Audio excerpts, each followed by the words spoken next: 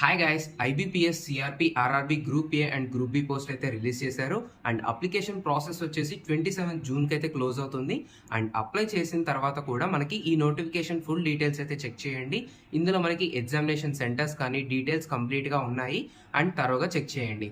And for more job notification మన అనంతకృషి పేజ్ని అయితే సబ్స్క్రైబ్ చేయండి అండ్ అప్డేట్స్ కోసం బెల్ ఐకాన్ అయితే క్లిక్ చేయండి. Hi guys, institute of banking personnel selection IBPS వాళ్ళు group A officer and group B officer assistant పోస్టులు అయితే రిలీజ్ చేశారు. అండ్ ఇంపార్టెంట్ డేట్స్ వచ్చేసి రిజిస్ట్రేషన్ ప్రాసెస్ జూన్ 7 నుంచి జూన్ 27 లోపల అయితే ఉంది. అండ్ తర్వాత నుంచి ఎగ్జామ్ డేట్స్ కానీ మెయిన్ ఎగ్జామ్ డేట్స్ కానీ ఇంటర్వ్యూ డేట్స్ కానీ ఇలా అయితే ఉన్నాయి. లాస్ట్ ఇంటర్వ్యూ వచ్చేసి నవంబర్ 2024లో ఉంటుంది. అండ్ అలాట్మెంట్ వచ్చేసి జనవరిలో అయితే జరుగుతుంది.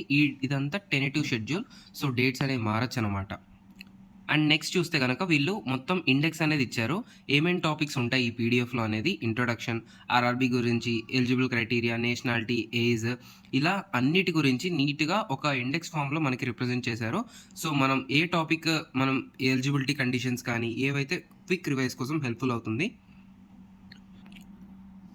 అండ్ నెక్స్ట్ చూస్తే కనుక రీజనల్ రూరల్ బ్యాంక్స్ అవన్నీ ఎక్కడ ఏ లొకేషన్స్లో ఉన్నాయని చెప్పేసి, అండ్ అలాగే లోకల్ లాంగ్వేజ్ ఆర్ఆర్బికి ఏ లాంగ్వేజ్ కావాలని కూడా లిస్ట్ అయితే ఇచ్చారు. ఇవన్నీ చెక్ చేసుకోండి. అండ్ ఎలిజిబిలిటీ క్రైటీరియా చూస్తే కనుక ఫస్ట్ వచ్చేసి nationality or citizenship. So candidate అనే వాళ్ళు must be and citizen of India అయి ఉండాలి, లేదా subject of Nepal or Bhutan అయి ఉండాలి. అలాగే టిబెటియన్ రెఫ్యూజ్ వాళ్ళు ఎవరైతే బిఫోర్ 1962 లోపల మన ఇండియాకి వచ్చి ఉంటారో, అక్కడ ఇప్పటికీ సెటిల్ అయి ఉంటారో వాళ్ళైతే ఎలిజిబుల్ అవుతారనమాట. And next person of India origin who has migrated from Pakistan, Burma, వాళ్ళ నుంచి మైగ్రేట్ అయిన వాళ్ళైనా కానీ దీనికైతే ఎలిజిబుల్ అవ్వచ్చు. అండ్ నెక్స్ట్ ఏజ్ చూస్తే కనుక గ్రూప్ బి ఆఫీసర్ అసిస్టెంట్ పోస్టులకి అయితే కనుక బిట్వీన్ 18 to 28 ఇయర్స్ అయితే ఉండాలి. అండ్ నెక్స్ట్ ఆఫీసర్ స్కేల్ 1కి అయితే 18 to 30 years, officer scale 2 21 to 32 years, and officer scale 3 21 to 40 years. ఇవన్నీ group A officers. And next maximum age limit, అదే ఏజ్ రిలాక్సేషన్ అంటాం.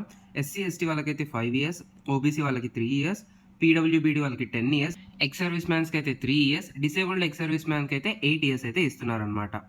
And next widows or divorce to ఉమెన్కి up to 40 years, SC ST క్యాండిడేట్స్కి అయితే 38 years, OBC 35 years, ఈడబ్ల్యూఎస్సీ. And persons effect by 1984 riots 5 years అనమాట వాళ్ళకి. And next చూస్తే కనుక రిజర్వేషన్ కూడా మనకి నీట్గా అయితే ఇచ్చారు. ఎవరైతే person with bench mark disabilities ఉంటారో వాళ్ళందరికీ ఎట్లా ఏంటి అని చెప్పేసి ఎలిజిబుల్ కండిషన్స్ మొత్తం నీట్గా అయితే ఇచ్చారు. అలాగే స్పెసిఫిక్ డిసేబిలిటీస్ ఉన్న వాళ్ళు యూజింగ్ ఏ స్క్రైబ్, అంటే ఇప్పుడు రాయలేని వాళ్ళకి మనం వేరే వాళ్ళని పెట్టుకొని రాసుకుంటాం కదా, వాళ్ళని స్క్రైబ్స్ అంటాం.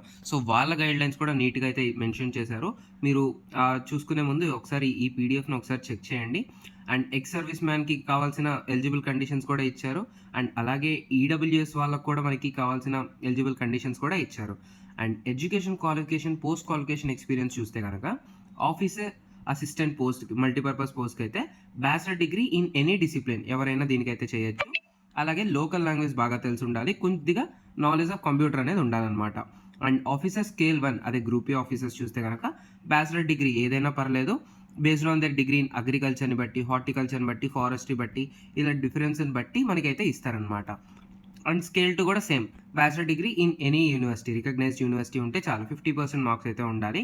అండ్ దీనికి 2 years as an officer in a bank or financial institution అయితే చేసి ఉండాలన్నమాట. సో ఎనీ ఎక్స్పీరియన్స్ అనేది వీళ్ళు ఇక్కడ అడుగుతున్నారు. అండ్ నెక్స్ట్ ఆఫీసర్ స్కేల్ 2కి వచ్చేసి IT officers, bachelor degree from recognised university in electronics, communication, computer science, IT, వీళ్ళైతే దీనికి ఎలిజిబుల్ అవుతారు. అలాగే సిఏ వాళ్ళు, లా ఆఫీసర్, వీళ్ళకి ఈ పోస్ట్ అయితే ఉంది. And based on their post బట్టి 1 ఇయర్ ఎక్స్పీరియన్స్. అలాగే సిఏ వాళ్ళకి, నార్మల్ ఇంజనీర్ వాళ్ళకైతే 1 ఇయర్, అదే 2 ఇయర్స్ ఫర్ లా ఆఫీసర్స్కి అయితే అడుగుతున్నారు అనమాట. అండ్ ఎంబీఏ వాళ్ళకి కూడా 1 ఇయర్ ఎక్స్పీరియన్స్, ఎంబీఏ వాళ్ళకి 1 year experience. And agriculture officer, bachelor degree in agriculture are horticulture ఎవరైనా 2 ఇయర్స్ ఎక్స్పీరియన్స్ ఉన్న వాళ్ళైతే దీనికి ఎలిజిబుల్. అండ్ ఆఫీసర్ స్కేల్ 3 చూస్తే కనుక bachelor degree in any discipline from recognised university అయితే చేసి ఉండాలి.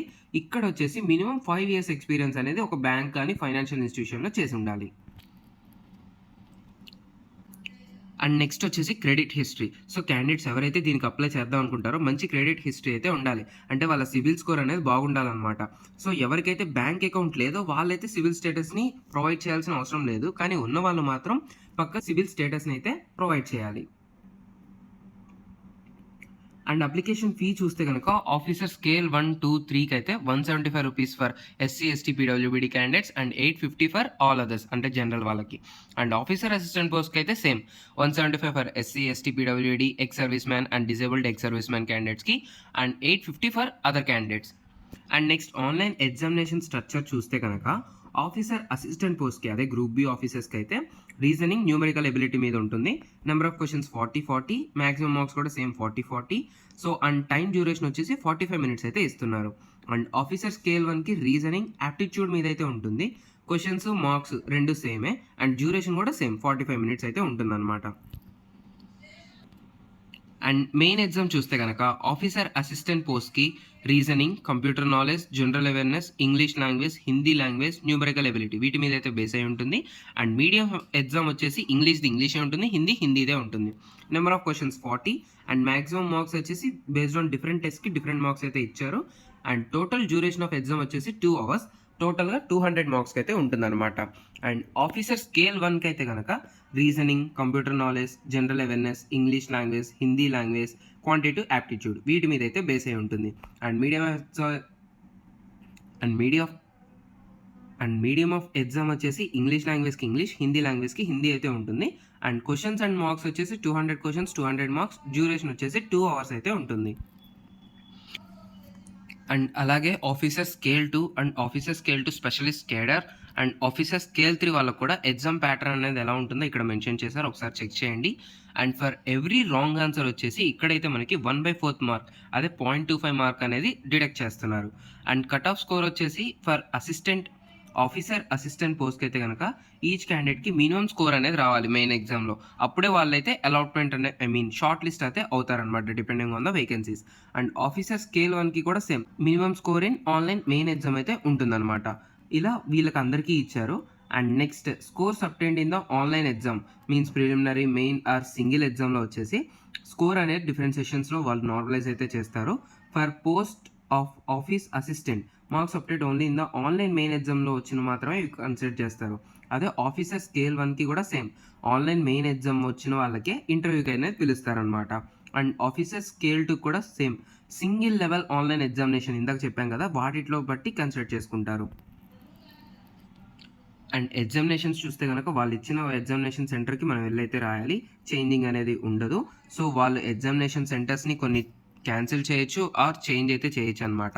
అండ్ నెక్స్ట్ మనకి క్యాండిడేట్స్ ఎవరైతే ఎగ్జామినేషన్కి వెళ్తారో వాళ్ళకి ఎటువంటి ఇంజురీ అయినా లాసెస్ అయినా వీళ్ళకైతే సంబంధం ఉండదు. ఎనీ మిస్బిహేవియర్ చేస్తే కనుక వాళ్ళు యాక్షన్స్ అనేది తీసుకోగలరు. అండ్ ప్రీ ఎగ్జామినేషన్ ట్రైనింగ్ అనేది లిమిటెడ్ నెంబర్ ఆఫ్ క్యాండిడేట్స్కి అయితే వీళ్ళు కండక్ట్ చేస్తున్నారు.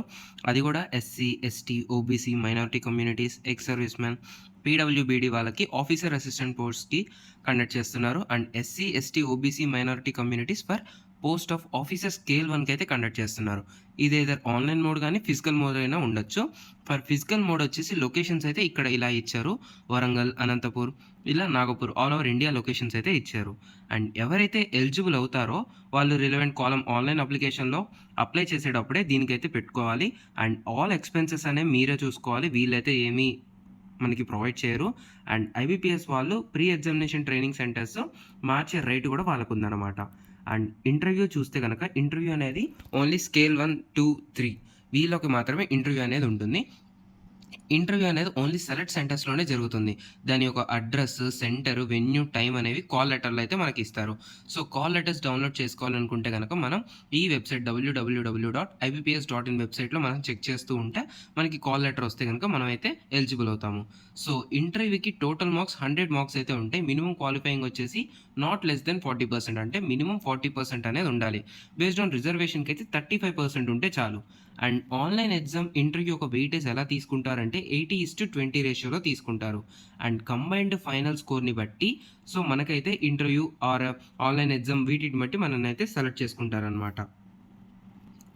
అండ్ ఇంటర్వ్యూలో ఎవరికైతే మినిమం మార్క్స్ రావో వాళ్ళైతే అక్కడ నుంచి ఎగ్జిట్ అవ్వాల్సిందే. అండ్ క్యాండిడేట్ ఎవరికైతే మంచిగా ఆన్లైన్ ఎగ్జామ్ ఇంటర్వ్యూలో మంచి మార్క్స్ వస్తాయో వాళ్ళకైతే అలాట్మెంట్ చాలా ఈజీగా త్వరగా అనేది అయిపోతుంది. అండ్ నెక్స్ట్ చూస్తే కనుక లిస్ట్ ఆఫ్ డాక్యుమెంట్స్ ఇంటర్వ్యూ అప్పుడు మనం ఏమేమి తీసుకెళ్ళాలి అని చెప్పేసి printout of valid interview call letter అయితే తీసుకెళ్ళాలి. అండ్ ఆన్లైన్ అప్లికేషన్ ఫామ్ ఆర్ఆర్బీది వాళ్ళు ఇచ్చిందే అది మనం తీసుకెళ్ళాలి.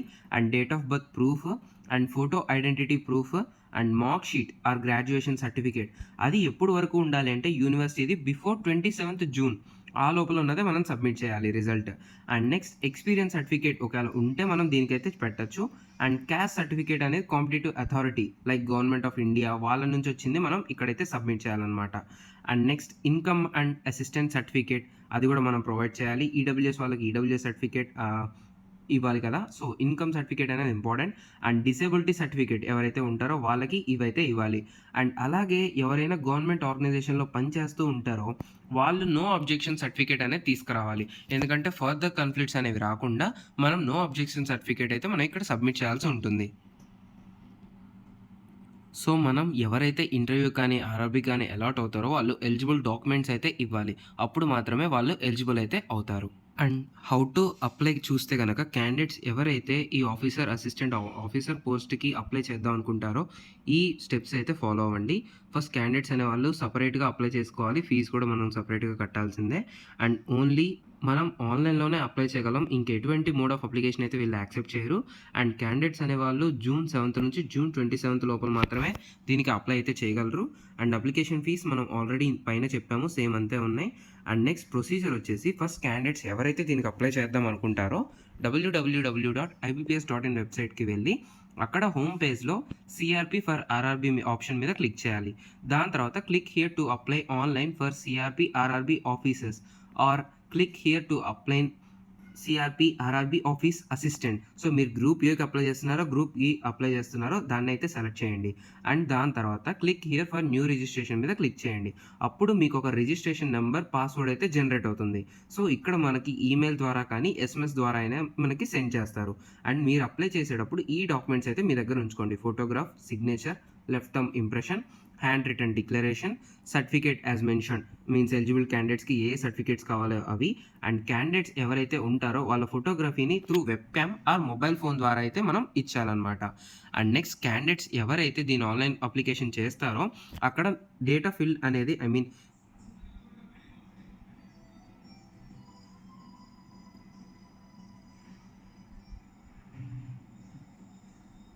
సో క్యాండిడేట్స్ ఎవరైతే దీనికి అప్లై చేస్తారో డీటెయిల్స్ అనేవి నీట్గా అప్లై చేయండి. ఎందుకంటే మళ్ళీ చేంజెస్ అనేవి ఉండవు. So save and next option ద్వారా మీరైతే ఆ అప్లికేషన్ అయితే కంప్లీట్ చేయగలరు. And for post office assistants and officer scale 1కి అయితే కనుక name of the state or union territory అంటే మీరు ఎక్కడ ఏ లొకేషన్లో మీరు జాబ్ రావాలనుకుంటారో అది కూడా మెన్షన్ చేయొచ్చు. అండ్ మోడ్ ఆఫ్ పేమెంట్ చూస్తే కనుక క్యాండిడేట్స్ అనేవాళ్ళు ఫస్ట్ డీటెయిల్స్ అనేవి నీట్గా ఫిల్ చేయండి. ఆన్లైన్ అప్లికేషన్లో కంప్లీట్ రిజిస్ట్రేషన్ అనేది అవ్వాలన్నమాట. అలాగే ఏమన్నా స్పెల్లింగ్ మిస్టేక్స్ ఉన్నా కానీ మీ ఫాదర్ నేమ్ కానీ మీ నేమ్ కానీ ఏమన్నా డీటెయిల్స్ తప్పు లేకుండా అయితే చూసుకోండి. అండ్ తర్వాత ఆన్లైన్ అప్లికేషన్ పేమెంట్ గేట్వే ద్వారా అయితే మనం పే చేయొచ్చు. పేమెంట్ మెథడ్స్ అయితే debit card, credit card, internet banking, cash cards, mobile wallets ఏదైనా వాడచ్చు. అండ్ ఫైనల్ సబ్మిషన్ తర్వాత మనకి ఇన్స్ట్రక్షన్స్ అయితే వస్తాయి, general instructions.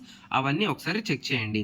And online transaction మీకు కంప్లీట్ అవ్వకపోతే మళ్ళీ రిజిస్ట్రేషన్ నెంబర్ పాస్వర్డ్తో లాగిన్ అయ్యి మళ్ళీ అప్లికేషన్ ఫీ అయితే మీరు కట్టచ్చు.